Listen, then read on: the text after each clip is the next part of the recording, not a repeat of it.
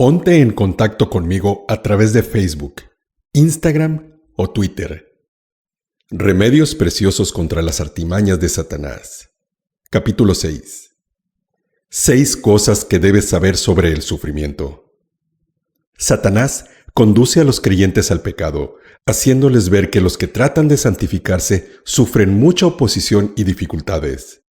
Les dice que mientras los pecadores gozan de la buena vida, los que dan la espalda al pecado solo experimentan tristeza y problemas.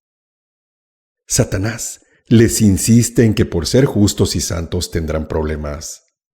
El susurro del enemigo es que es mucho mejor vivir en una forma en que no les ocasione tantos conflictos y que los pecadores no sufren como los piadosos. ¿Cómo deben reaccionar y qué deben pensar los creyentes cuando Satanás les inquieta con estas ideas? Primero, deben recordar que todos los problemas que los hijos de Dios tienen serán usados para su propio bien. Dios nunca envía aflicciones a su pueblo sin un buen propósito, aunque al momento no sea posible verlo. Por eso, voy a mencionar algunos de los efectos que vienen a los piadosos como consecuencia de las aflicciones. Aprenden la maldad del pecado. El sufrimiento les hace dar la espalda al pecado. El sufrimiento les hace tener cuidado del pecado en el futuro. El niño que se ha quemado teme al fuego. Las aflicciones nos ayudan a mortificar el pecado. Las aflicciones son el crisol donde Dios purifica las impurezas de su pueblo. Dios disciplina y corrige a los creyentes para su bien, a fin de que participen de su santidad. Porque sin santidad nadie verá al Señor. Aunque la disciplina divina sea al momento dolorosa, produce piedad y trae muchas bendiciones a los creyentes. Dios está entrenando a su pueblo, haciendo que estén en una buena condición espiritual. El sufrimiento es una parte de ese entrenamiento. El sufrimiento les hace humildes y sensibles a las enseñanzas del Espíritu Santo. El sufrimiento les hace acercarse a Dios y orar en una forma más intensa y sincera. El salmista dijo: «Antes que fuera yo humillado, descarriado andaba, mas ahora guardo tu palabra». Salmos 119:67. También el sufrimiento fortalece a los creyentes. Crecen más fuertes en su amor a Dios y hacia su pueblo. Crecen más fuertes en fe, esperanza y gozo. Lo segundo que debes saber con respecto al sufrimiento es que los creyentes deben recordar lo que es más importante, que sus problemas no pueden cambiar el hecho de que Dios les ama.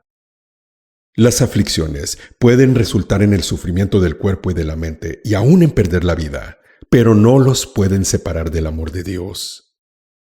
En tercer lugar, los creyentes deben recordar que sus problemas son en realidad pasajeros y de corta duración. Por un momento será su ira, pero su favor dura toda la vida. Por la noche dura el lloro, en la mañana vendrá la alegría. Salmos 35.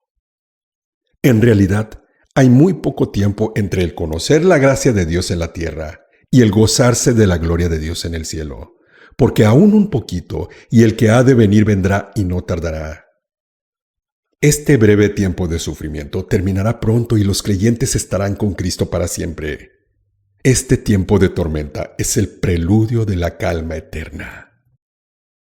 En cuarto lugar, los creyentes deben recordar que los problemas que les acontecen provienen del gran amor que Dios tiene para con ellos. El Señor Jesús dijo: «Yo reprendo y castigo a todos los que amo».